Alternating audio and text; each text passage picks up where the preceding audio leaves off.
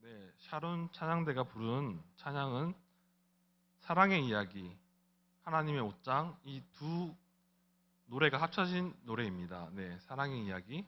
네, 참 은혜롭습니다. 네. 네, 오늘 본문으로 돌아와서 우리는 살아가면서 네, 힘든 일, 어려운 일, 두려운 일들을 많이 만나게 됩니다.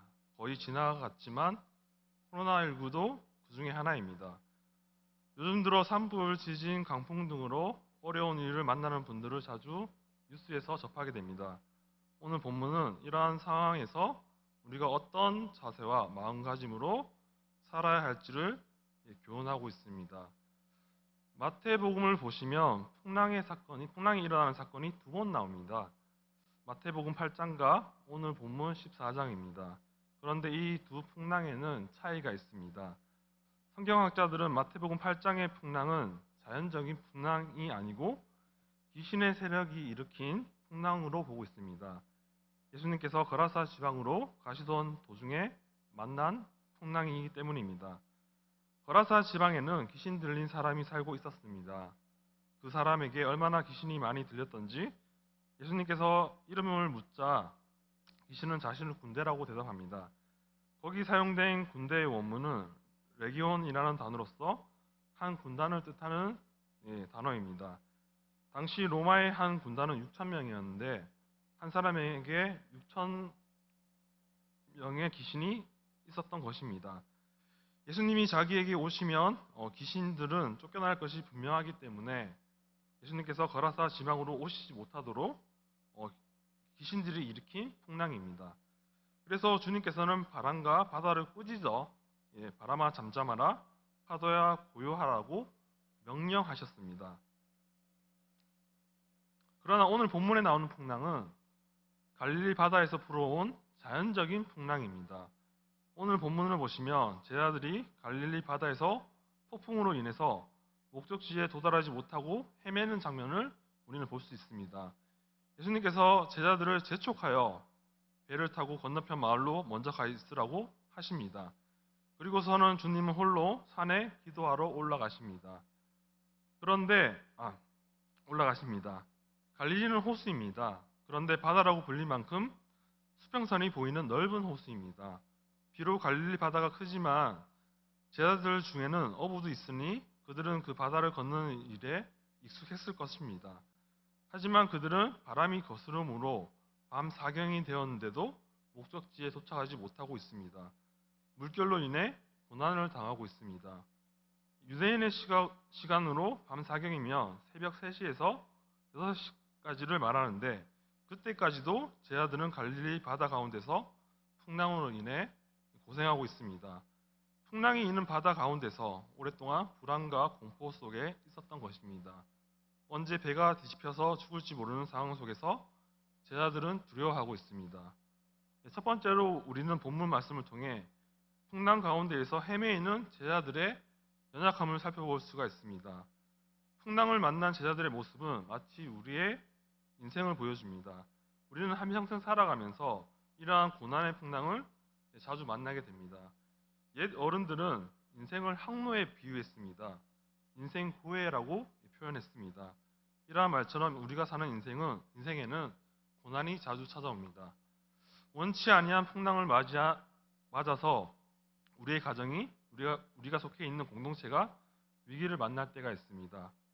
그렇다고 왔던 길로 다시 돌아갈 수도 없고 앞으로 전진할 수도 없는 그런 진퇴양난의 상황을 만날 때가 우리는 있습니다. 본문 22절을 보시면 예수님께서 제자들을 재촉하셨다는 표현이 납니다. 여기 재촉한다는 단어의 원문은 억지로 하게 한다는 것을 의미합니다. 하기 싫은데 억지로 강요할 때 쓰는 단어입니다. 제자들은 배를 타고 싶어서 탄 것이 아닙니다. 주님께서 재촉하셨기 때문에 제자들은 배를 타게 된 것입니다. 그런데 제자들은 그 배에서 풍랑을 만납니다. 예수님의 말씀을 듣지 않고 불순종하다가 만난 풍랑이 아니라는 말씀입니다. 예수님께서 억지로 가게 하신 길입니다. 내다시피 떠밀려서 배를 타게 된 것입니다.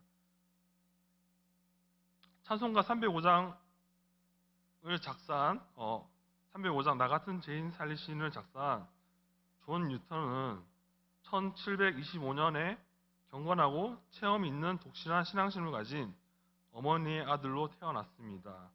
존 뉴턴의 아버지는 선장이었고 그의 어머니는 경건한 신자였습니다.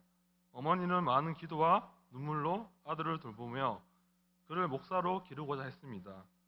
어머니는 외아들 뉴턴을 낳자마자 아들이 훌륭한 하나님의 종이 되게 해달라고 밤낮으로 기도했고 뉴턴에게 열심히 신앙교육을 시켰습니다. 그런데 그러던 어머니가 뉴턴이 7살 되던 해에 갑자기 돌아가셨습니다. 그의 아버지는 뉴턴의 어머니가 죽자 그 다음 해에 바로 재혼을 합니다. 이 일 이후 뉴턴의 행실이 나빠지기 시작합니다. 그러한 가운데 11살 때부터는 아버지를 따라 항해를 하게 됩니다. 그는 어머니의 신앙 교육을 잊은 채 아버지로부터 교육을 받게 됩니다. 아버지로부터 교육을 받던 그러던 어느 날 뉴턴은 약속 시간에 너무 늦게 나가게 되었고 미리 떠난 배는 전복되어 그의 친구와 많은 사람이 죽게 되었습니다.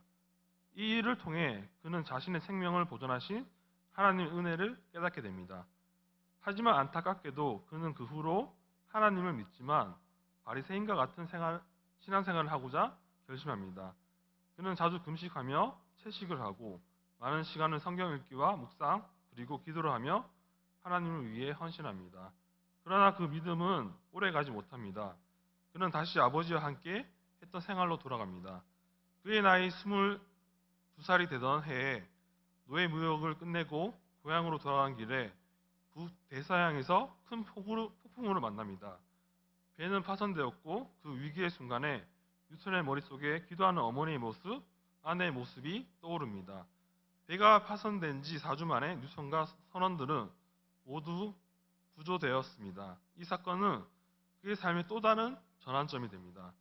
이 사건을 계기로 그는 예수님을 구주로 영접합니다. 변하여 새 사람이 됩니다. 그 두 번의 풍랑이 그의 삶을 바꾸어 놓았습니다. 그 후 뉴턴은 노예 무역을 그만두고 하나님의 종이 됩니다. 그는 시인 쿠퍼를 만나 상배편의 찬송시를 썼는데 대표 찬송이 1779년에 쓴 어메이징 그레이스, 나 같은 죄인 살리신이라는 찬송가입니다. 세계에서 가장 많이 불려지고 있는 찬송가입니다. 이처럼 바르지 않게 살다가 풍랑을 만난다면 모든 것이 내 잘못으로 생각됩니다. 그러나 본문의 풍랑은 예수님의 말씀에 순종함으로 만난 풍랑입니다.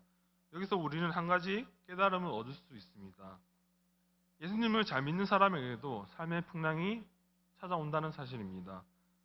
불순종의 삶을 산 뉴턴에게만 풍랑이 있는 것이 아니라 예수님의 말씀에 순종할 때에도 풍랑이 찾아올 수 있다는 것입니다. 이럴 때 제자들은 예수님을 원망했을지도 모릅니다. 어떤 제자들은 예수님께서 배를 타라고 재촉하지만 않았더라도 이러한 풍랑을 만나지 않았을 텐데 라고 생각했을지도 모릅니다. 그렇습니다. 예수님을 잘 믿고 살아가는데도 고통과 어려운 가운데 있는 가정과 교회들이 있음을 저희들은 보게 됩니다. 베드로전서 4장 12절과 13절을 말씀합니다.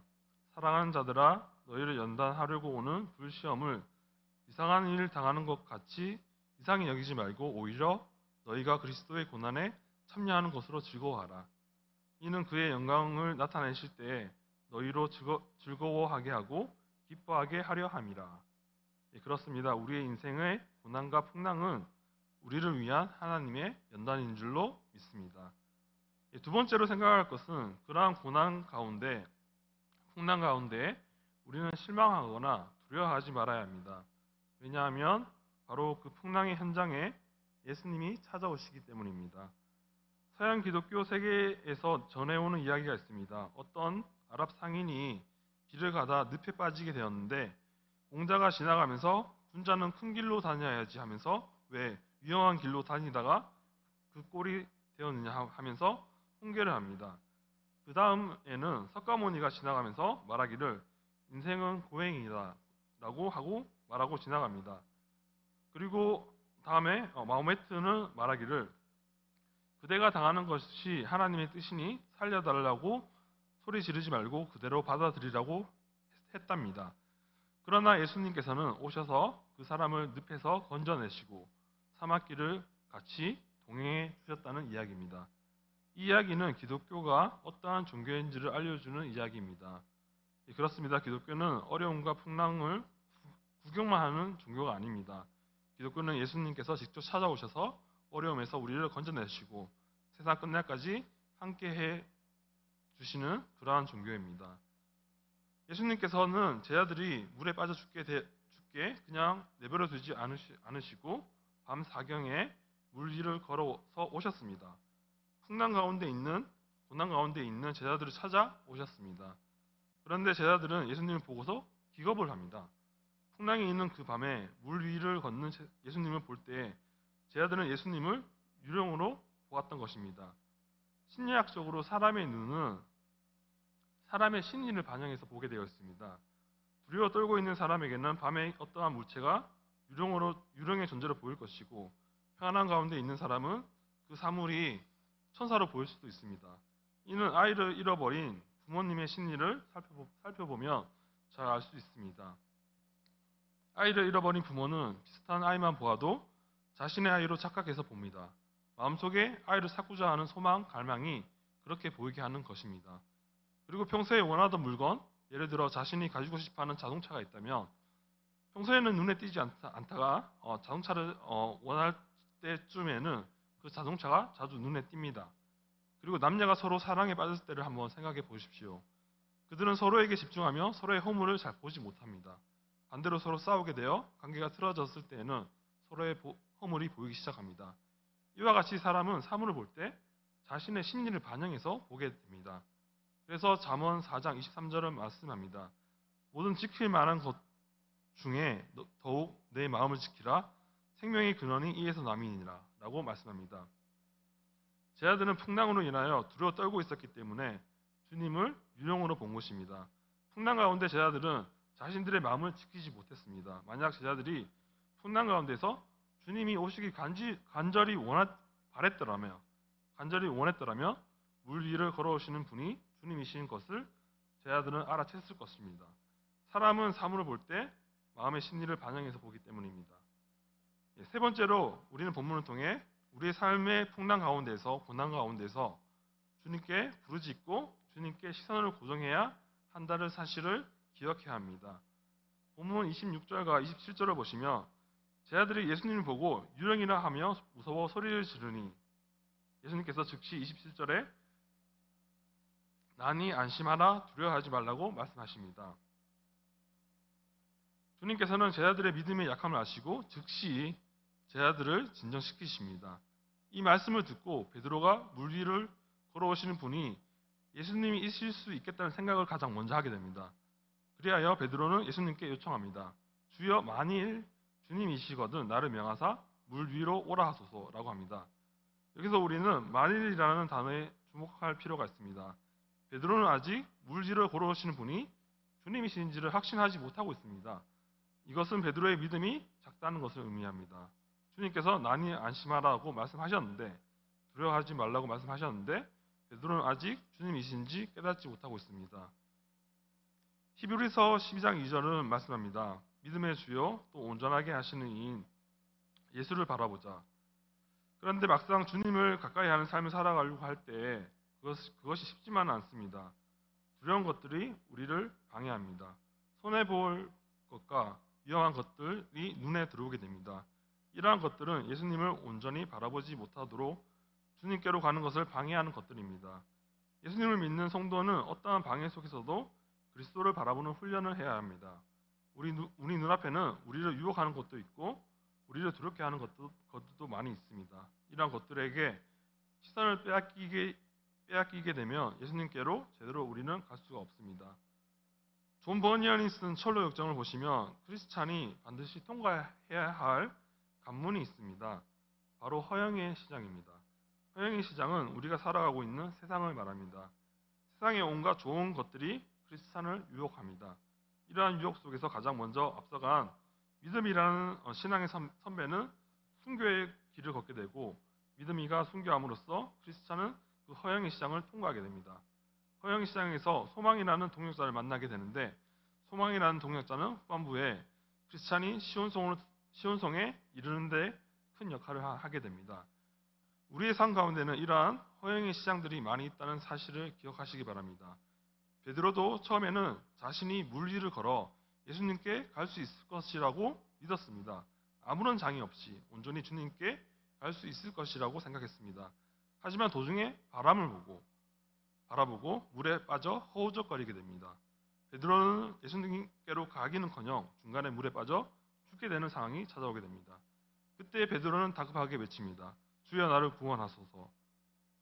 주여 나를 구원하여 주소서라고 부르짖습니다. 예레미야 33장 2절에서 3절은 말씀합니다. 이를 행하시는 여호와 그것을 만들며 성취하시는 여호와 그의 이름을 여호와라 하는 이가 이와 같이 이르시는도다. 너는 내게 부르짖으라 내가 내게 응답하겠고 네가 알지 못하는 크고 은밀한 일을 내게 보이리라. 네, 그렇습니다. 주님은 우리가 부르짖을 때 일하십니다. 때로 우리들도 예수님께 가까이 갈 만한 믿음이 작을 때가 있습니다. 그래서 그냥 사나운 파도에 휩쓸려 다니는 상황이 있을 때도 있습니다. 그럴 때 우리가 할 수 있는 일은 나를 구원해 주십시오라고 주님께 부르짖는 것입니다. 주님의 손길을 간구하는 것입니다. 예수님은 비록 우리가 입을 열어 소리를 지르지 못한다고 할지라도 우리 마음의 부르짖음을 아시고 우리에게 구원의 손길을 내밀어 주시는 분이십니다. 그러한 믿음이 베드로를 물속에서 건져냅니다. 예수님께서는 베드로가 예수님께 구원해 달라고 간구했을 때에 베드로를 구원해 주셨습니다. 손을 내밀어 베드로를 잡아 주셨습니다. 그리고는 베드로를 향하여 말씀하셨습니다. 믿음이 작은 자여 왜 의심하느냐. 우리는 주님이 베드로에게 이 책망의 말씀을 마음에 새겨야 합니다. 예수님께서는 공생의 사역 동안 우리의 믿음 있음을 보시고 기뻐하시고 우리의 반대로 믿음 없음을 보시고 슬퍼하셨습니다. 베드로의 모습이 바로 우리들의 모습입니다. 우리는 베드로와 같이 믿음 작은 자로서 주님께 슬픔을 주는 성도가 아니라 믿음이 큰 자로서 주님께 기쁨이 되는 성도가 되어야 합니다. 베드로의 믿음 약함을 보시고도 주님께서는 베드로의 손을 잡고 베드로와 함께 배에 오르십니다. 그러자 신기한 것은 바람과 풍랑이 그치는 것입니다. 그렇습니다. 예수님을 우리의 요동치는 삶에 오실 때 우리는 주님으로 인해 평안케 되고 그 풍랑을 안전하게 통과하게 됩니다. 우리가 예수 그리스도를 믿는다고 해서 세상의 풍랑, 고통이 없어지는 것은 아닙니다. 공중의 권세 잡은 사탄은 예수님을 믿는 성도들을 예수님으로부터 떨어뜨리기 위해 더 유혹하며 더욱 시련을 줍니다. 그렇지만 감사한 것은 그러한 상황이 올지라도 우리가 예수님께 시선을 고정하고 예수님을 우리 마음속에 모시면 그러한 유혹과 시련은 더 이상 문제가 되지 않습니다. 제자들은 예수님께서 행하시는 모습을 보면서 놀랐습니다. 그리고 제자들은 예수님께 절하며 진실로 하나님의 아들이로소이다 라고 고백합니다. 그들은 그 요동치는 바다에서 예수 그리스도가 하나님의 아들이심을 다시 한번 확인할 수 있었습니다. 우리는 분명히 기억해야 합니다. 풍랑이 있는 바다는 제자들의 생이 마감되는 곳이 아니라 주님을 만나는 장소였음을, 예수님의 전능하심을 경험하는 곳이었음을 기억해야 합니다. 예수님께서 함께 하신다면 우리들도 제자들과 동일한 은혜를 날마다 체험할 줄로 믿습니다. 이제 말씀을 맺겠습니다. 우리는 예수님을 믿으면서 삶이 평안하기를 원하지만 꼭 그렇지는 않습니다. 언제 풍랑이 일지 모르는 바다를 작은 배를 타고 건너야 할지도 모릅니다. 때로는 우리 삶 전체를 흔들어 놓을 만한 큰 풍랑을 만날 수도 있습니다. 우리의 믿음이 작아서 주님께 더 가까이 가기를 실패할 때도 있습니다.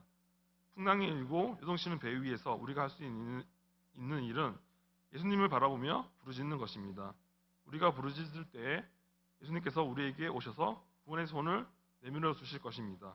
그러므로 우리가 세상 고난과 혼돈의 시간을 보내고 있다 할지라도 우리에게는 주님이 있다는 사실을 기억하십시오. 우리가 부르짖을 때 주님께서 구원해 주신다는 사실을 기억하시기 바랍니다. 이를 통해 주님이 주시는 은혜를 날마다 누리시는 여러분 되시길 간절히 소망합니다. 네, 기도드리겠습니다. 주님, 주님, 저희들 살아갈 때 주님 말씀에 순종함으로써 당하는 풍랑을 이상히 여기지 않게 하시고 그 일로 인하여 오히려 주님을 만나게 되고 믿음이 자라나게 되고 믿음이 회복되게 된다는 사실을 믿고 살아가는 저희들 되게 하여 주시옵소서. 저희들의 삶이 믿은 작은 자로서 주님께 슬픔을 주는 삶이 아니라 믿음이 큰 자로서 주님께 기쁨이 되는 성도가 되도록 주님께서 역사하여 주시옵소서. 저희의 삶이 날마다 주님과 동행하는 삶 되게 하시고 주님께 시선을 고정하고 살아가는 삶이 되게 하여 주시옵소서. 이 모든 말씀 우리를 죄에서 구원하신 예수님 이름으로 기도드립니다.